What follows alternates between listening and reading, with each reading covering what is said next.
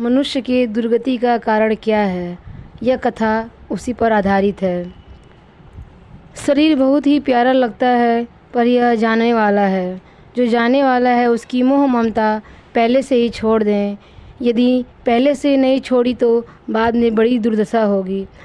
भोगों में, रुपयों में, पदार्थों में आसक्ति रह गई, उसमें मन रह गया तो बड़ी दुर्दशा होगी।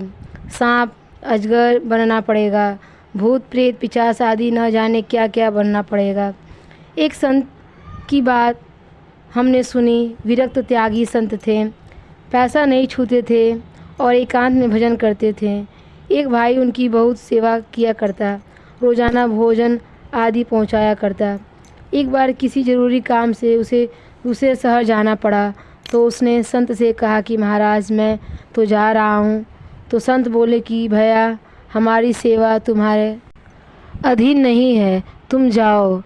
उसने कहा कि महाराज पीछे न जाने कोई सेवा करे न करे, मैं 20 रुपये यहाँ सामने गाड़ देता हूँ, काम पड़े तो आप किसी से कह देना। बाबा जी ना करते रहे पर वह तो 20 रुपये गाड़ ही गया। अब वो चला गया। पीछे बाबा जी बीमार पड़े और मर गए, मरकर भूत हो गए।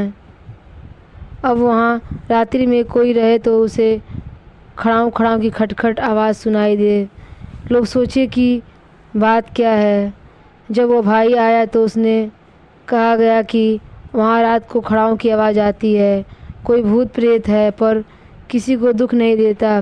और रात्रि में वो वहाँ रहा, उसे बड़ा दुख हुआ। उसने प्रार्थना की तो बाबा जी दिखे और बोले कि मरते वक्त तेरे रुपये की तरफ मन चला गया था, अब इन्हें तू कहीं लगा दे तो मैं छुटकारा पा जाऊं।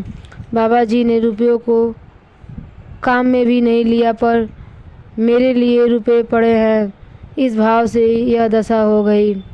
अब वे रुपए वहाँ से निकालकर धार्मिक काम में लगाए गए, तब कहीं जाकर बाबा जी की गति हुई। वृंदावन की एक घटना हमने सुनी थी।